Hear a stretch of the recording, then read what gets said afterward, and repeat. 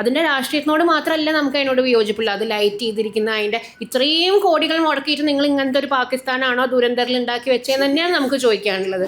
സിനിമയിലെ പോർട്രയിൽ അത്രയും ആളുകളുടെ അല്ലെങ്കിൽ ഒരു വലിയ ജനതയെ ഇൻഫ്ലുവൻസ് ചെയ്യാൻ പാകത്തിനുള്ളതാണല്ലോ. ഇതിനകത്തുള്ള ഒരു പ്രോബ്ലം ഇല്ലേ? അതിന് പ്രോപ്പറായിട്ട് നമുക്ക് അഡ്രസ്സ് ചെയ്യാൻ സാധിച്ചിട്ടുണ്ടോ? നമ്മൾ ചെയ്തിട്ടുള്ള സിനിമകളെല്ലാത്തിനും ഇപ്പോൾ വീഴ്ചകളും പ്രശ്നങ്ങളും ഉണ്ട്. അപ്പോൾ നമ്മുടെ ഉത്തരവാദിത്വം എന്ന് പറയുന്നത് ഇനി അടുത്തിൽ അത് വരാതിരിക്കണം. ട്രാൻസ്ഫോബിക് ആയിട്ടുള്ള കമൻസ് ഒക്കെ നിനക്ക് കോമഡിയാണ്, കാരണം നിന്നെ ബാധിക്കുന്നില്ല, അപ്പോൾ നിനക്കത് കോമഡി ആയിരിക്കും. പക്ഷേ അത് ഫാസിസം നിന്നെ ബാധിക്കുന്നുണ്ടെന്ന് ഉറപ്പ് എനിക്കുണ്ട്, കാരണം ഞാൻ മുസ്ലിമാണ്, എനിക്ക് പേടിയുണ്ട്.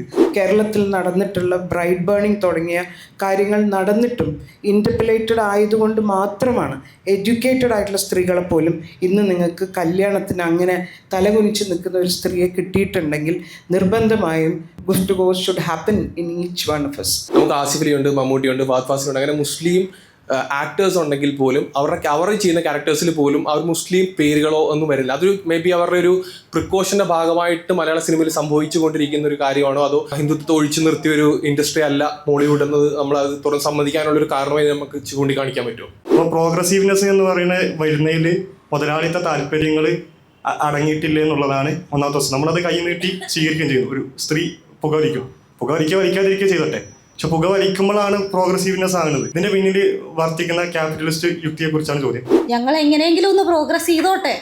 അപ്പൊ ഈ ക്യാപിറ്റൽ ഞങ്ങൾക്ക് സിഗരറ്റ് വലിക്കാൻ തോന്നി പ്രോഗ്രസ് ചെയ്യണമെങ്കിൽ അങ്ങനെ നമ്മൾ എന്തെങ്കിലും പ്രോഡക്റ്റ് ഉപയോഗിച്ച് കഴിഞ്ഞിട്ടുണ്ടെങ്കിൽ ക്യാപിറ്റലിസം നിങ്ങളെ കരുവാക്കുകയാണ്. ഞങ്ങൾക്ക് അത്രേ സൗകര്യമുള്ളൂ, കരുവായിട്ട് അങ്ങോട്ട് ഇരിക്കാനേ സൗകര്യമുള്ളൂ.